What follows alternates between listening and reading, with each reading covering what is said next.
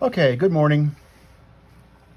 I am going to try to record these and post them to YouTube. These are the homework problems, and we'll see how well this goes. If this doesn't work, we'll go back to doing it some other way. So our homework was on page 351, section 2.8, dealing with improper integrals, and the first homework problem was number 2. The integral, it was number 7. Integral from 0 to infinity, e to the 5 minus 2x, there's the 2, dx. Okay, so it's an improper integral. There are 2 reasons an integral could be improper. One is if it's discontinuous on the interval of integration. This function's continuous everywhere, that's not a problem. Or if one of the limits is infinite, and there we've got that infinity. Infinity, not a number, can't use the fundamental theorem of calculus. What we do is we replace that infinity with some variable. We let that variable head to, in this case, infinity. The letter doesn't matter. I use T, A, B. Probably not X, folks. It's got an X here already. Okay. So instead of finding the limit of the integral from 0 to infinity, we'll find the integral from 0 to t and let t become infinite. So this means I've got to find an antiderivative of e to the 5 minus 2x. Let me tell you how to do that really quickly.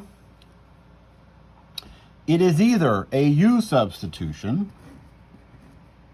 I'm not going to work the whole thing, where u is 5 minus 2x, or hopefully by this point in the semester, you are just looking at that and writing down it is negative 1/2 e to the 5 minus 2x.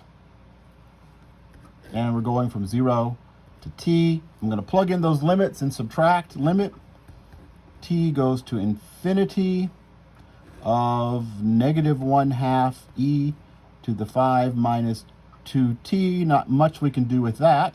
Minus, plug in the 0. If I plug in 0, it's a negative, so it's plus 1/2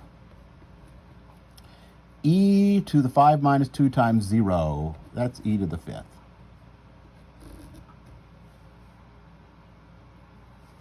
Now we just have to evaluate the limit. Let's see. That's easy. That's a number. That's 1/2 e to the 5th. Let's see. T is going to infinity. 5 minus 2 times infinity, that kind of form, 5 minus 2 times infinity, would head off to negative infinity. And if the exponent's headed to negative infinity, remember what e to the x looks like over toward negative infinity. It's getting close to 0. So that part goes to 0. If t goes to infinity, 5 minus 2 times t is going to 0. 1/2, that's going to 0.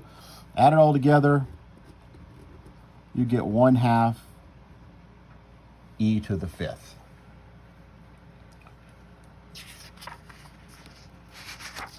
Okay. Next problem. The next problem was problem 11. And problem 11 is the integral from negative infinity to 0 of 2 to the x dx. Once again, we see problem is the infinite limit, 2 to the x, always continuous. So this is the integral from, the limit as t goes to negative infinity of t to 0, 2 to the x dx. Now we have to integrate 2 to the x. And that is from calculus 1, we know that the derivative of 2 to the x is 2 to the x times the natural log of 2. Got that constant in there that we multiplied by because 2 to the x wasn't e to the x. Remember, we always multiplied by the natural log of that base. That means that the antiderivative of 2 to the x, I would need to get rid of that constant somehow, would be 2 to the x over the ln of 2 and plus a constant, of course.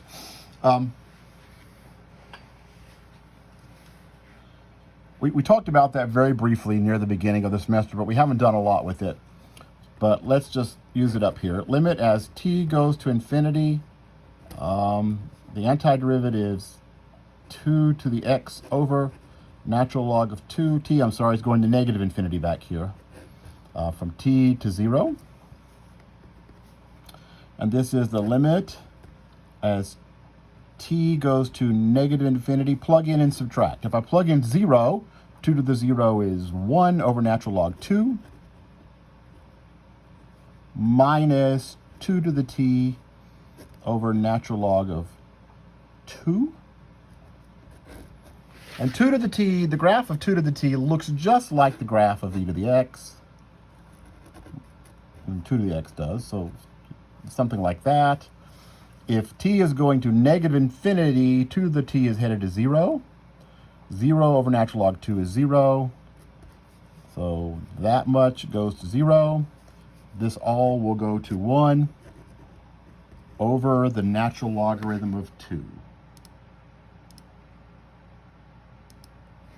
Okay?